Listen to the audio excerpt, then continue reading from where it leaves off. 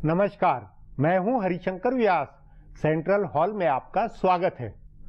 प्रधानमंत्री नरेंद्र मोदी की ब्रिटेन यात्रा इस नाते विचारणीय है कि लंदन हम भारतीयों का एक खूंटा है।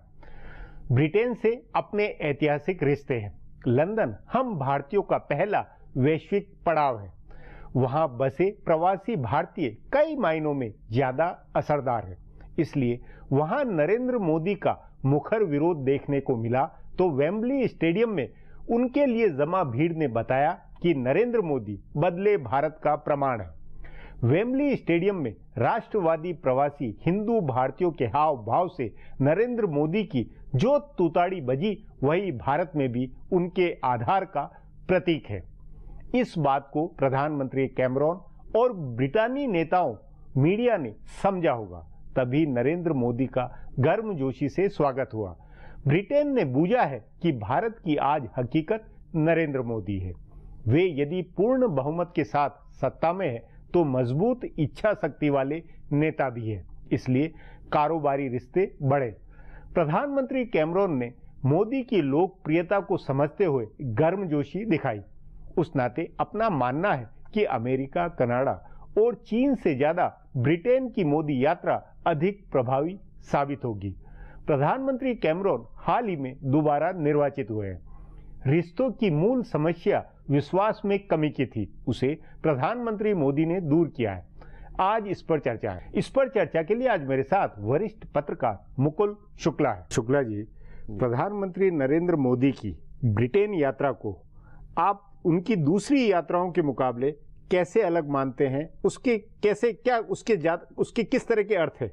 जी, ये देखिए, ब्रिटेन की यात्रा, पहली बात ये जान लीजिए कि कोई भारतीय प्रधानमंत्री 9 साल के बाद गया है। अच्छा, इस यात्रा से में 2 चीजें प्रथम बार हुई है। एक तो ये हुआ कि जॉइंट स्टेटमेंट जो इशू हुआ है, उसमें पहली बार लंदन ने पाकिस्तान का नाम लेते हुए और जितने उनके टेररिस्ट ऑर्गेनाइजेशंस हैं, लश्कर तोयबा, जमात उद दवा वगैरह वगैरह, उन सब का नाम पहली बार लिया है। जबकि जब 2013 में कैमरन साहब आए थे तो उस समय न पाकिस्तान का नाम लिया गया था, न उनकी आतंकवादी संस्थाओं का नाम लिया गया था। तो ये पहली बार हुआ है कि एक पिन पॉइंटेड रेफरेंस पाकिस्तान का और जितनी उसकी टेररिस्ट ऑर्गेनाइजेशन है। तो ये अपने आप में एक बहुत बड़ी क्या कहते हैं, अचीवमेंट है।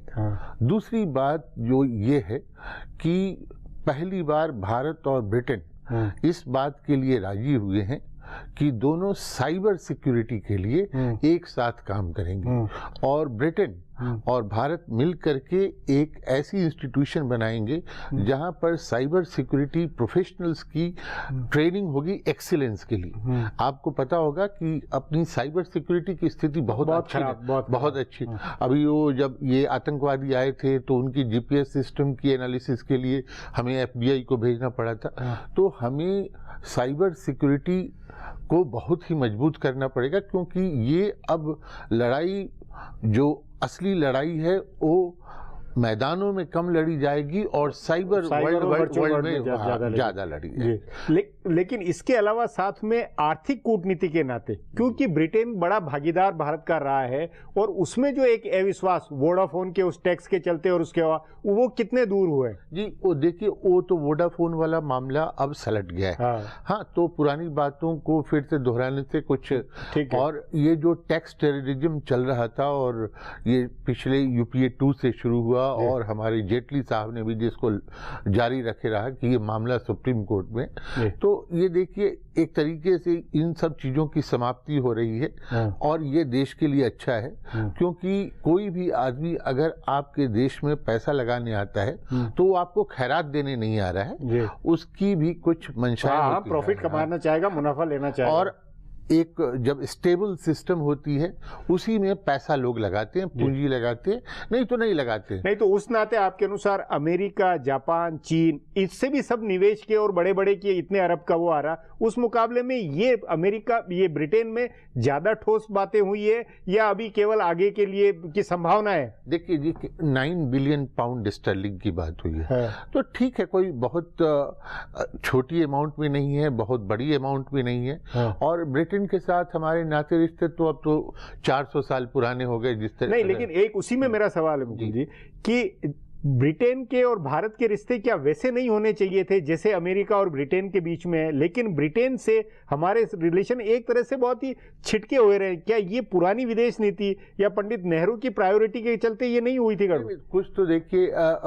पार्टीशन के बाद कुछ अविश्वास रहा है दोनों देशों के बीच में, वो अविश्वास धीरे धीरे समाप्त होने ही जा रहा है, होता जा रहा है। जो संयुक्त राष्ट्र के सुरक्षा परिषद के जो 5 सदस्य है उसमें सबसे ज्यादा घने सघन रिश्ते तो ब्रिटेन से ही बनने चाहिए। देखिए, अपनी क्या कहते हैं, एक लैंग्वेज का रिलेशनशिप है और एक कल्चरल रिलेशनशिप भी है और एक सिविलाइजेशनल भी है, जिसमें हम उनको अच्छे तरीके से समझते हैं, वो हमें अच्छे तरीके से समझते हैं। लेकिन अगर आप ग्लोबल इकोनॉमिक ऑर्डर को देखेंगे तो ब्रिटेन उसमें काफी नीचे है। तो अपने उनके हिसाब से ये उनके 9 बिलियन पाउंड स्टर्लिंग की जो बात बनी है वो बहुत अच्छी बात है। वो उनके हिसाब से, हमारे हिसाब से तो बहुत छोटी है। हमारे हिसाब से, क्योंकि अगर हम उस ब्रिटेन की तुलना अमेरिका से करने लगे तो जायज बात नहीं होगी। और जापान भी काफी डेवलप्ड कंट्री है, तो जापान से भी आप तुलना नहीं कर सकते।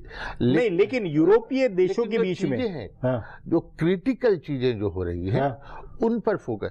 क्रिटिकल चीजें क्या है कि हम डिफेंस में कैपेबिलिटी डेवलप करेंगे, सामरिक मामलों में, सामरिक रक्षा मामलों में ज्वाइंट कैपेबिलिटी डेवलप करेंगे और साइबर स्पेस में करेंगे। और ब्रिटेन और भारत मिलकर के टेररिज्म, जो मैंने कहा पाकिस्तान का नाम लिया गया, उनकी आतंकवादी संस्थाओं का नाम लिया गया, तो उस नाते राजनीतिक रिश्ते में ज्यादा ठोस काम होगा। देखिए, ब्रिटेन जो है उनकी इंटेलिजेंस सिस्टम बहुत अच्छी है, डोमेस्टिक इंटेलिजेंस हो या एक्सटर्नल इंटेलिजेंस हो। और ब्रिटेन का हाथ पाकिस्तान में बहुत लंबा है, हमारे से तो बहुत ही लंबा है।